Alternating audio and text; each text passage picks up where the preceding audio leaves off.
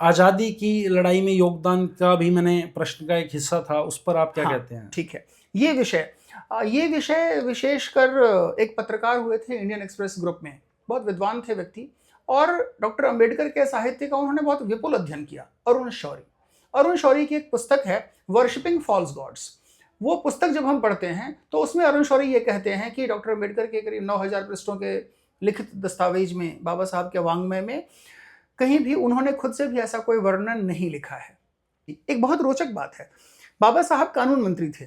क्या कोई ये प्रश्न उठाता है कि बाबा साहब ने कानून मंत्री का पद, नेहरू कैबिनेट, ये क्यों छोड़ा? बाबा साहब का कहना था कि अगर मुस्लिमों के लिए अलग से कानून हो रहा है तो हिंदुओं के लिए भी उनकी मान्यताओं के अनुसार कानून होना चाहिए। नेहरू जी ने कहा नहीं, मुस्लिम्स के लिए अलग कानून रहेगा पर हिंदुओं के लिए नहीं रहेगा। बाबा साहब ने मंत्री का पद छोड़ा, इनकी कैबिनेट छोड़ी और बाबा साहब बाहर आ गए। लेकिन आखिरी में अगर बात करते हैं तो हिंदू धर्म भी छोड़ दिया। हाँ। नमस्कार दोस्तों, मैं विशाल वशिष्ठ आपका स्वागत करता हूं हमारे चैनल पर। दोस्तों, आज है 14 अप्रैल और डॉक्टर भीमराव अंबेडकर जी का जन्मदिन है। आज भीमराव अंबेडकर जी की जयंती है और इस विषय पे आज चर्चा करने के लिए मेरे साथ हैं श्रीमान अभिषेक जी। सर, बहुत बहुत स्वागत है आपका। धन्यवाद। दोस्तों, चर्चा क्यों ज़रूरी है? क्योंकि ये महान हस्ती हैं। हमारे देश का जो संविधान है उसका जनक इन्हें कहा जाता है, पिता कहा जाता है। ऐसा क्यों कहा जाता है? 32 डिग्रियां इस व्यक्ति ने ली, 9 भाषाओं का इन्हें ज्ञान था, तो बहुत बड़ा एक करैक्टर है, एक किरदार है। और भारत की बात करें तो हमेशा नाम जो है स्वर्ण अक्षरों में इनका लिखा जाएगा। बिल्कुल। तो दोस्तों, इसलिए चर्चा बहुत ज़रूरी है। पहले लोग किताबें पढ़ते थे, अब वीडियोज़ एक माध्यम है। और मैं बहुत बहुत धन्यवाद करता हूँ अभिषेक जी का। ज्ञान वर्षा जो आज करेंगे, डीप रिसर्च ये करते हैं, अच्छी नॉलेज के जो हैं धनी हैं ये। एक बार पुनः स्वागत करता हूं सर आपका। धन्यवाद। आपने प्रशंसा बहुत कर दी तो इस बात से डर लग रहा है। नहीं सर, ऐसी कोई बात नहीं है। कहते हैं बात उसी की होती है जिसमें कुछ बात होती है, तो आप में कुछ बात है तो आपके साथ बैठे हैं जी। तो सर, श्रीमान भीमराव अंबेडकर जी, सबसे पहले मैं चाहूँगा हम बताएं अंबेडकर नाम उन्हें कहाँ से मिला? उनके शिक्षक थे कृष्ण जी अंबेडकर। तो वो कृष्ण जी अंबेडकर के पिताजी का नाम केशव था, तो इसीलिए उनका पूरा नाम कृष्ण जी केशव अंबेडकर बोलते हैं। वो उनके शिक्षक थे। तो विद्यालय में जब नाम लिखवा रहे थे तो उनका इनसे बहुत स्नेह था, तो उन्होंने अपना ही सरनेम इनके नाम में लिखा जी। और एक चीज़ जो इसमें आती है कि अपने गुरु की पुत्री से ही विवाह किया अंबेडकर जी ने। अंबेडकर जी के विवाह, हाँ, वो एक शिक्षक थे उनके जिनकी पुत्री से उनका विवाह हुआ। ये अंबेडकर शिक्षक अलग हैं और वो शिक्षक अलग थे जी। तो दोस्तों, ये हम बात इसलिए कर रहे हैं, बहुत सारी भ्रांतियां होती हैं। किसी व्यक्ति के बारे में कोई बात कह दी जाती है कि उन्होंने अपने शिक्षक की पुत्री से, अपने गुरु की पुत्री से विवाह किया, लेकिन गुरु अलग हैं जिन्होंने अंबेडकर नाम उनका दिया। ये विवाह बहुत बाद की घटना है। बिल्कुल। हाँ, ये सर जरूरी है क्योंकि इसको लेकर के बड़ी कॉन्ट्रोवर्शियल चीजें फिर जो हैं फैला दी जाती हैं जी। अब सर, भीम एक आर्मी है और एक भीमराव जी अंबेडकर हैं जी। तो ये कहाँ से सर चीज आती है? क्योंकि एक नाम और दोस्तों मैं यहाँ पे लूंगा। आज की डेट में बीती बातों से तो दोस्तों हम सीखते ही रहते हैं। आज की जो राजनीतिक चर्चा है, क्योंकि देश जो तरक्की करता है राजनीति बड़ी जरूरी है, उसमें लीड कौन करेगा। तो एक चंद्रशेखर आजाद थे जो पिस्टल से अपनी जान न्यौछावर कर दी थी, भाई मैं मरूंगा भी अपनी मर्जी से जी। एक चंद्रशेखर आजाद रावण नाम लिखा हुआ है। वो भीम आर्मी जो है उसका नेता अपने आप को बताते हैं। लोगों ने चुना भी है उन्हें, विधायक या सांसद के तौर पे जाते हैं और चुनाव लड़ते हैं, इस तरह की उनकी चीज़ें हैं।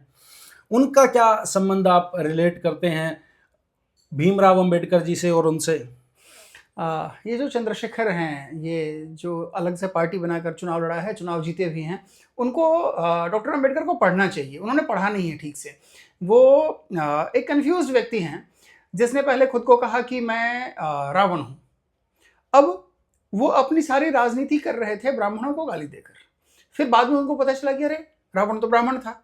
फिर उन्होंने इस बात को बदला, तो चंद्रशेखर रावण से उन्होंने अपना नाम बदलकर अब चंद्रशेखर आजाद किया। दरअसल राजनीति में आना, ये तीव्र विरोध करो किसी का, चर्चा में आ जाओ, डॉक्टर अंबेडकर इतने गंभीर, इतने सुलझे हुए, इतने विशुद्ध विचारक थे कि उनका नाम यूं ही किसी शोर शराबे के लिए लेकर कोई अपनी राजनीति में ले आए। कोलंबिया यूनिवर्सिटी ने दुनिया के 100 सर्वाधिक प्रभावशाली विद्वानों की एक सूची बनाई और उस सूची में सबसे पहला नाम, पहले नंबर पर डॉक्टर भीमराव अंबेडकर को रखा, बाबा साहब को रखा। ये बहुत गंभीर व्यक्ति थे, बहुत गहरे विचारक थे, समाज में जड़ से मौलिक परिवर्तन लाने का काम करने वाले थे। उनके नाम को ऐसे लोग हल्का करते हैं। नीला रंग, जी, ये क्या संबंध रखता है डॉक्टर बी आर अम्बेडकर से? प्रतीक मात्र है। रंग अलग अलग हमारी सभ्यताओं में, संस्कृतियों में अलग अलग तरह के रंग हैं। कहीं भगवा रंग है, कहीं हरा रंग है, कहीं सफ़ेद रंग है। तो रंग ये एक प्रतीक है, एक संपर्क का एक माध्यम है केवल। तो दोस्तों, एक अंबेडकर जो टीवी पर आप देख रहे हैं, सोशल मीडिया का टाइम है, सबके पास फ़ोन है, एक वो प्रस्तुति है और एक प्रस्तुति जिसके बारे में आज हम अभिषेक जी से चर्चा कर रहे हैं, कैसा जीवन उनका रहा। 32 डिग्रियां। तो अब एक सवाल आता है, लोग करते हैं, कहते हैं उस समय में 32 डिग्रियां ले ली किसी व्यक्ति ने और विदेश जा करके ले ली। जी, अब जहाज तो उस टाइम पे भी थे, टिकट उनकी मुझे लगता है रेल से महंगी ही रही होगी उस समय भी। जी बिल्कुल। और बाहर की करेंसी पे पढ़ाई करनी, वहाँ रहना, खाना पीना, हर चीज़। जी, तो लोग कहते हैं बड़े अमीर रहे होंगे वो, कुछ लोग ऐसा कहते हैं। मैं चाहूँगा वो डाउट भी क्लियर करें। ये मुख्य बातें हम इसलिए कर रहे हैं, आज जयंती है उनकी, और कुछ मिसकंसेप्शन सर होते हैं। जी, तो हमारा जो मकसद रहेगा, कुछ मिसकंसेप्शन हटाए जाएं, जी, क्योंकि बहुत महान व्यक्तित्व के जो हैं व्यक्ति वो रहे हैं। निस्संदेह। तो बताइए आप प्लीज़, कैसे पैसा आया ये? डॉक्टर अंबेडकर अपने माता पिता की 14वीं संतान थे और मध्य प्रदेश में महू एक जगह है, वहाँ एक कैंटोनमेंट, कैंट था। इनके पिताजी वहाँ सिपाही थे। तो ऐसा नहीं है कि परिवार से बहुत गरीब थे। इनकी प्रारंभिक शिक्षा की व्यवस्था इनके पिताजी ने की। बाद में आगे बढ़े, छात्रावास में गए। ऐसा भी नहीं है कि हर जगह इनके साथ भेदभाव ही हुआ जैसा लोग बताते हैं। लोग जीवनी पढ़ते नहीं हैं। बाबा साहब ने खुद अपनी जीवनी में लिखा है कि मैं घर से लड्डू लेकर जाता था डब्बे में, तो छुपा कर रखता था कि किसी को खाने का मन हो जाए और फिर उसको बाद में पता चले कि मैं महार जाति से हूँ और बाद में विवाद हो, तो ये छुपा कर रखते थे। इनके दोस्तों ने इनसे छीन के वो लड्डू खाए। इन्होंने कहा मत खाओ, मैं तो महार हूँ और मुझे तो लोग छूते नहीं हैं। दोस्तों ने कहा तू कुछ भी हो, तेरा लड्डू तो हम छीन कर खाएंगे। तो उन्होंने बहुत प्रसन्नता से इन बातों का वर्णन किया है। रही बात की इनके विदेश में पढ़ने का व्यय, वो बड़ौदा के महाराज ने उठाया। ये इतने प्रतिभावान थे कि जब ये बॉम्बे में पढ़ रहे थे तो ये अपनी यूनिवर्सिटी में निरंतर टॉप करते थे। तो बड़ौदा महाराज ने मुंबई यूनिवर्सिटी के बच्चों के लिए स्कॉलरशिप रखी हुई थी। उसके माध्यम से कुछ 11 पाउंड की राशि इनको प्रति महीने मिलती थी। रतन टाटा जी तो हैं जी, टाटा के जो मालिक रहे, उनके साथ भी कुछ ऐसी ही स्टोरी है, अडॉप्टेड? हाँ, वो अलग है। जैसे डॉक्टर अंबेडकर अडॉप्टेड नहीं थे। रतन टाटा तो जो टाटा परिवार है, पारसियों में जो वृहद परिवार होता है उसमें अपने संबंधियों से बच्चा गोद ले लिया जाता है, वो उस तरह की बात थी। यहाँ पर सिर्फ स्पॉन्सरशिप एजुकेशन के लिए दी गई केवल, और था कि वो लौटेंगे तो बड़ौदा राज परिवार में वो अपनी सेवाएं देंगे। और डॉक्टर अंबेडकर जब लौट कर आए तो इन्होंने बड़ौदा में अपनी सेवाएं भी दी। उसमें ये अपनी पुस्तक में लिखते हैं कि जब बड़ौदा में ये रहने के लिए घर लेने गए तो कुछ लोगों ने इनके साथ भेदभाव किया। फिर कुछ उच्च वर्ग के जो सामंत लोग थे उन्होंने ही फिर इनके रहने की व्यवस्था भी करवाई, वो भी इन्होंने लिखा है। जी। तो उनका बिजनेस नहीं करते थे, संभालते थे सिर्फ एजुकेशन के लिए, और अपनी फिर जो पढ़ाई से शिक्षा ग्रहण करके आए, सेवाएं वहां इन्होंने दी। जी, उनका कारोबार से कोई संबंध इनका नहीं था। हाँ, उनके यहाँ कुछ समय काम किया और बाद में फिर उन्होंने भी इनको मुक्त कर दिया कि स्वतः अपनी सुविधा से, अपने हिसाब से काम करें। जी।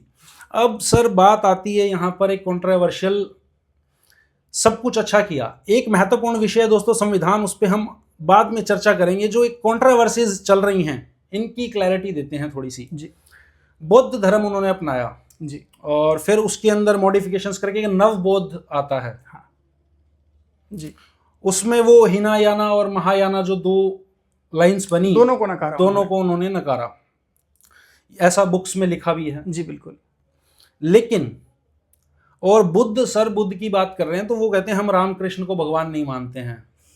दरअसल ये जो कुछ प्रतिज्ञाएं चलती है, आप देखेंगे कि मैं हिंदू देवी देवताओं को नहीं मानूंगा। बाबा साहब ने ऐसी कभी कोई प्रतिज्ञा खुद से नहीं दिलाई।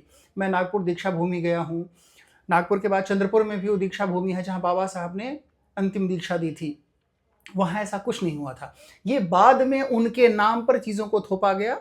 बाबा साहब बहुत शुद्ध मन के व्यक्ति थे, जातियों के भेद के विरुद्ध ही इनका आग्रह था, ये बात बिल्कुल सही है। पर किसी भी मत पंथ को लेकर नकारात्मक टिप्पणियां, नकारात्मक प्रतिज्ञाएं ये कभी नहीं कर सकते, इन्होंने ऐसा नहीं किया। लेकिन अब उस संदर्भ को मैं आज जोड़ूंगा, प्रेजेंट या वर्तमान स्थिति जो है, राम लला जी की जो प्राण प्रतिष्ठा हुई अयोध्या में, मंदिर, भव्य मंदिर का निर्माण हुआ, तो वहाँ जो मूर्ति स्थापित हुई है जी, वहाँ उसमें एक अवतार जो है बुद्ध को दिखाया गया है जी।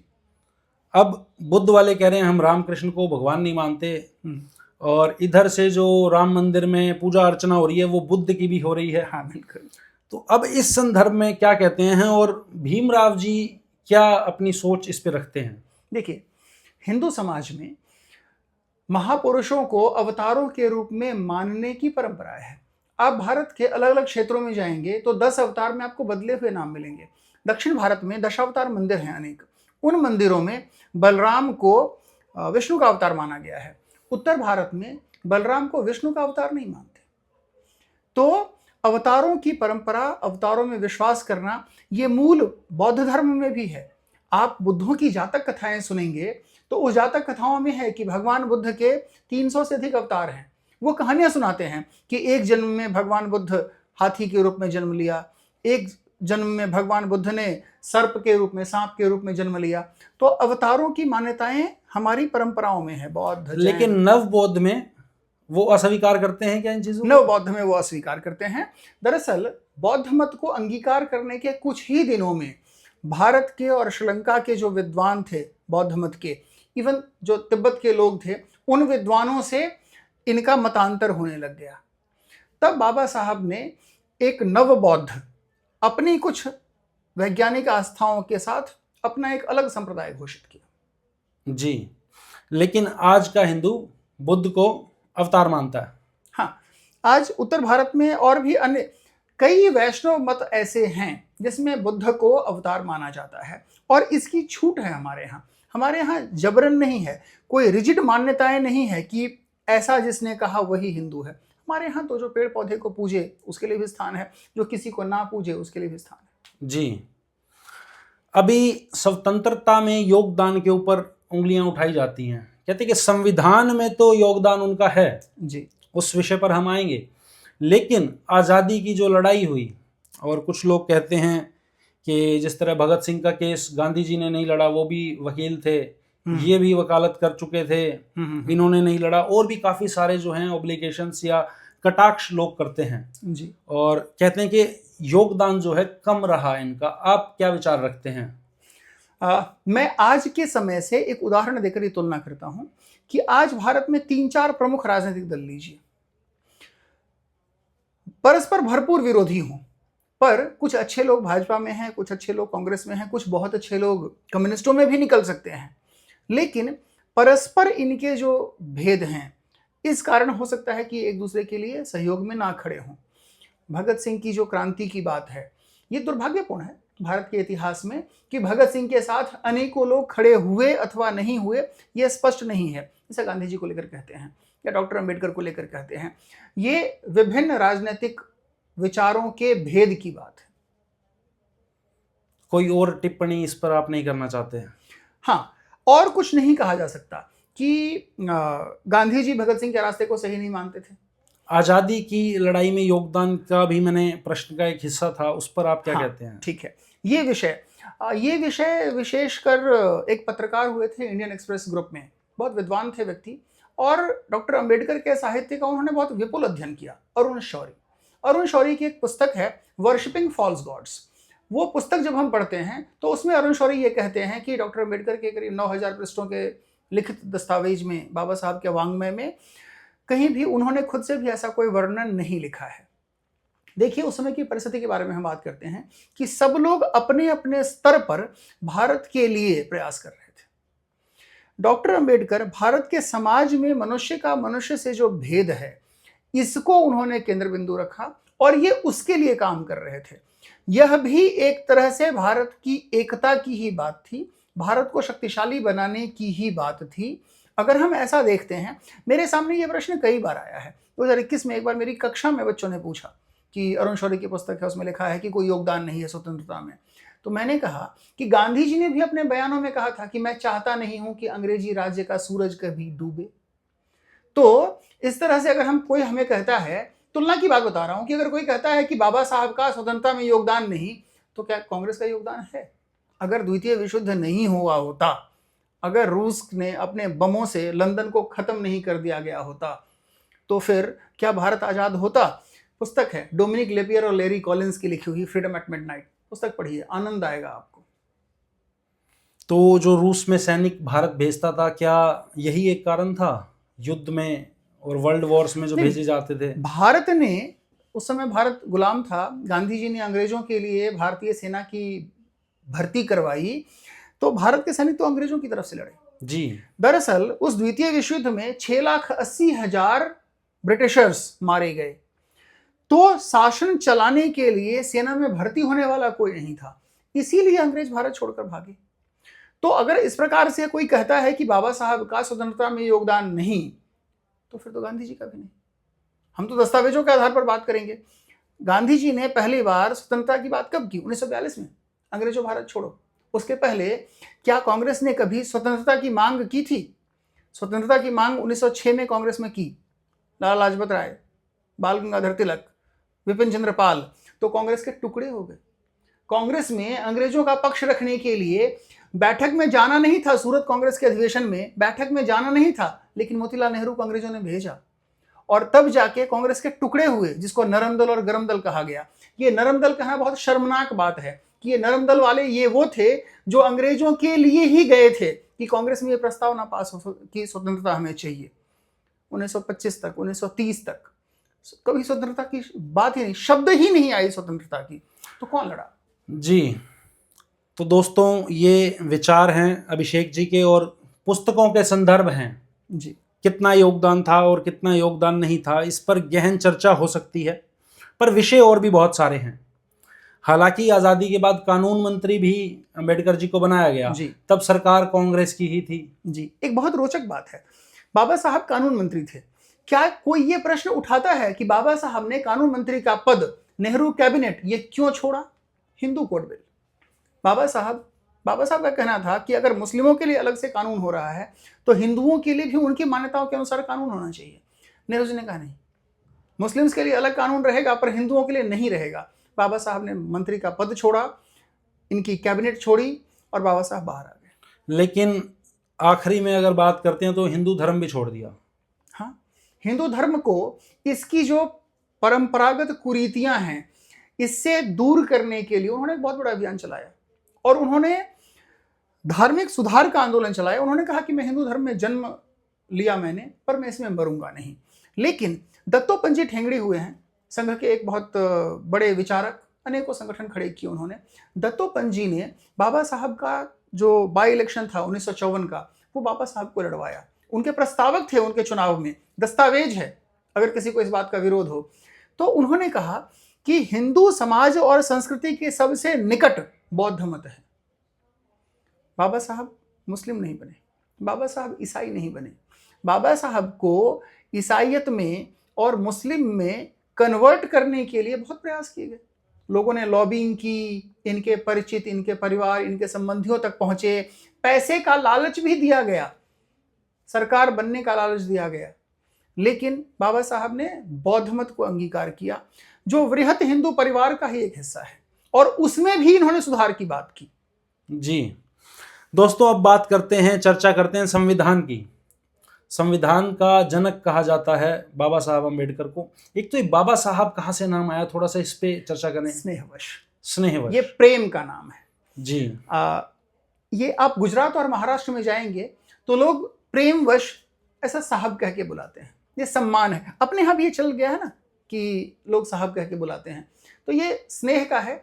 और वो समाज के एक बहुत बड़े वर्ग के लिए पितृस्वरूप थे।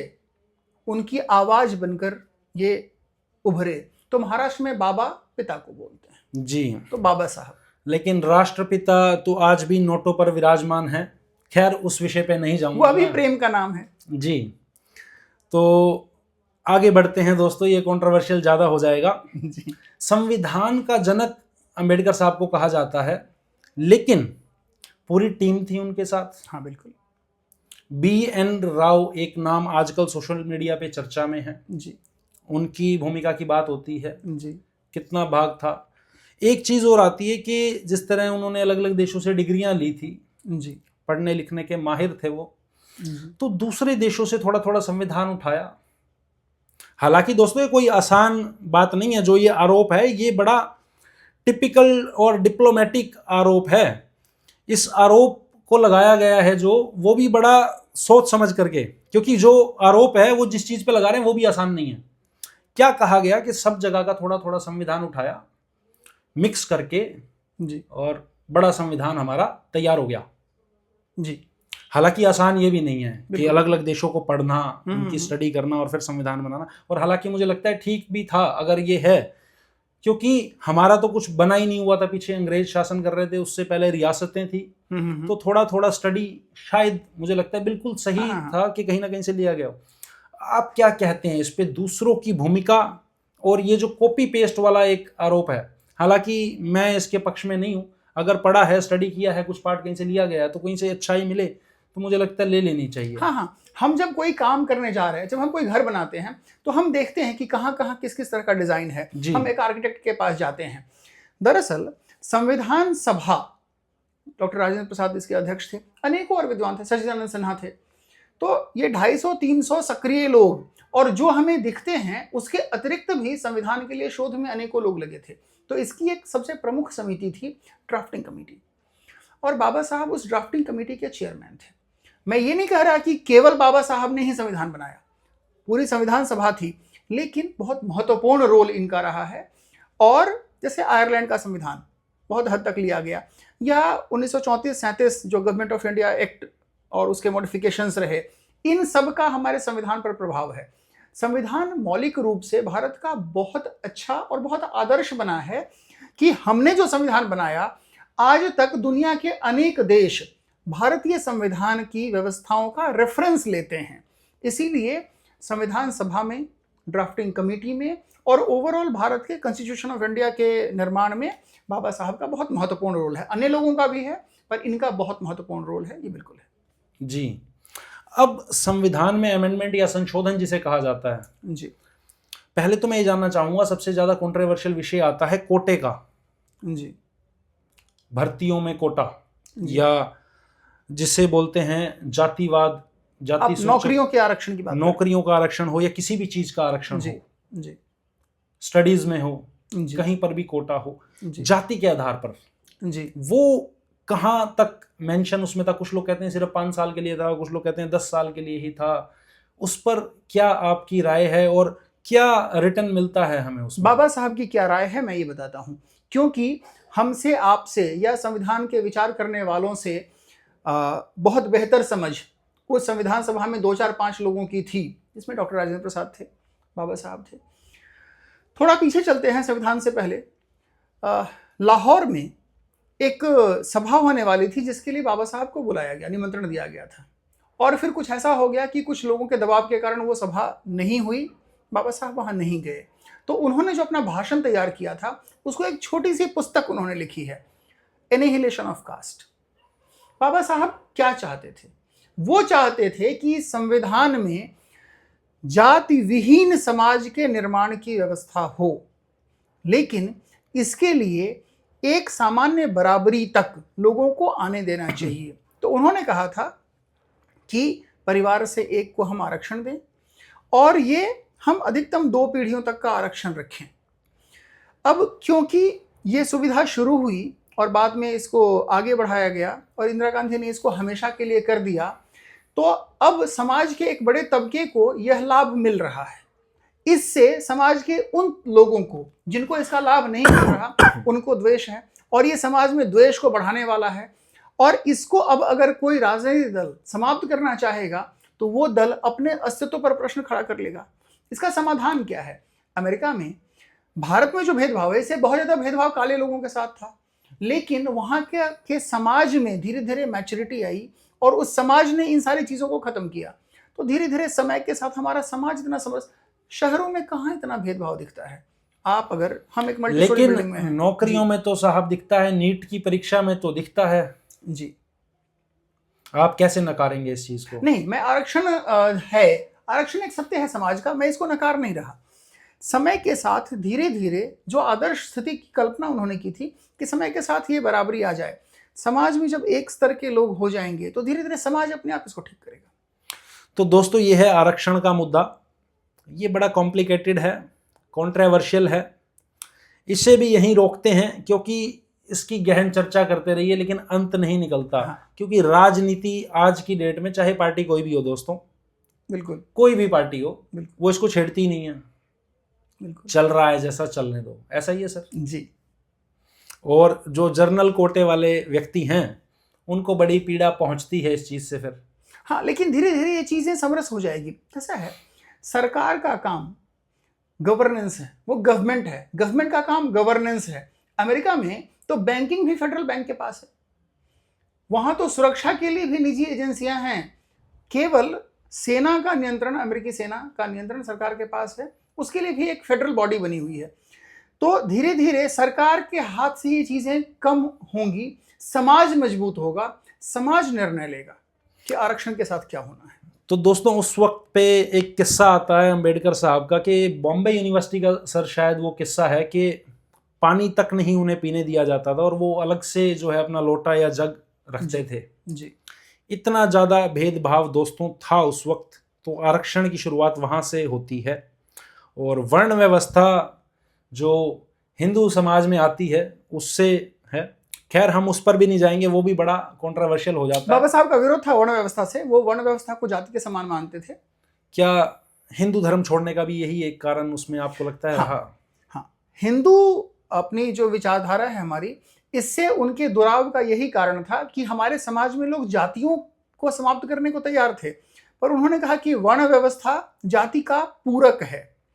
तो इस बात पर सहमति नहीं हुई और फिर इसलिए उन्होंने बौद्ध मत अंगीकार किया। आखिरी एक किस्सा दोस्तों लेंगे, जो भारत और पाकिस्तान का विभाजन होता है जी धार्मिक दृष्टिकोण से, जी हिंदू वर्सेस मुस्लिम। जी लेकिन भारत हिंदू नहीं रहता है, भारत सेक्युलर कंट्री होता है जी और पाकिस्तान इस्लामिक राष्ट्र होता है। जी। उस समय भीमराव अंबेडकर जी थे। विरोध किया था उन्होंने कहा था कि जब हिंदू और मुस्लिम दो राष्ट्र हो गए तो भारत के जो मुस्लिम हैं वो यहाँ के नागरिक नहीं हैं, और बाबा साहब ने हमेशा ये बात कही। विरोध किया उन्होंने इस्लाम का भारत में। जी, हिंदू राष्ट्र चाहते थे। उनका ये कहना था कि जब धार्मिक आधार पर बंटवारा हुआ तो जो मुस्लिम भारत में रह गए वो हिंदुओं की संपत्तियों में, हिंदुओं के साधनों में उनका हिस्सा है। तो बंटवारे का जो उद्देश्य है ये पूरा नहीं हुआ। बंटवारा वो भी नहीं चाहते थे, पर जब बंटवारा हो तो ये पूरी तरह से लागू हो। बाबा साहब का कहना था कि गांधी जी ने भारत के समाज के साथ धोखा किया, क्योंकि बंटवारे के लिए हाँ किया और बंटवारे को पूरा नहीं होने दिया। जी। और इस्लाम के बारे में क्या विचार रखते हैं भीमराव अंबेडकर जी? बाबा साहब ने कहा कि इस्लाम एक बंद दरवाजा है, एक बंद कमरा है, जिसमें बाहर के लिए, प्रकाश के लिए, बाहर से आने वाली रोशनी के लिए जगह नहीं है। लोगों को पढ़ना चाहिए। बाबा साहब का दुनिया के अन्य मत पंथों के लिए भी क्या विचार था। क्या आपको लगता है आज के जो भीम आर्मी वाले हैं वो इफ्तार पार्टी में जाते हैं? जाते तो खैर बहुत सारी पार्टियों के लोग नहीं, हैं, वो जाएं, उसमें दिक्कत नहीं है, लेकिन बाबा साहब के विचार भिन्न भिन्न संप्रदायों के लिए क्या हैं ये हमें पढ़ने चाहिए। वो विचार हैं डॉक्टर अंबेडकर के संदेश के रूप में। मराठी में कहा जाता है कि शिक्षा लो, संगठित हो और संघर्ष करो। तो दोस्तों, ये तीन चीज़ें श्रीमान भीमराव अंबेडकर जी कहते थे। शिक्षित बने, संगठित रहें और संघर्ष करें। जी। तो दोस्तों, इन्हीं शब्दों के साथ वाणी को आज विराम दूंगा। एक बार फिर से धन्यवाद सर आपका, बहुत बहुत मैं करता हूं। आपने ज्ञान वर्षा जो की है। दोस्तों, हमने जो विषय उठाए हैं ये कॉन्ट्रोवर्शियल्स थे, ये डाउट रहते हैं लोगों को। तो अभिषेक जी ने डाउट क्लियर करने की कोशिश की है। सबके अपने अपने मत, अपने अपने विचार हो सकते हैं। आपकी क्या राय है कमेंट करके जरूर बताइएगा। और हम नमन करते हैं बहुत बहुत बार, करोड़ों बार, कि भारत रत्न से उनको सम्मानित किया गया था। और सच में भारत के रत्न हैं, क्योंकि 9 भाषाएं और 32 डिग्रियां बिल्कुल आसान नहीं है दोस्तों। विशाल वशिष्ठ आपसे फिर मिलेगा अगली वीडियो में। बहुत बहुत धन्यवाद। Thank you sir.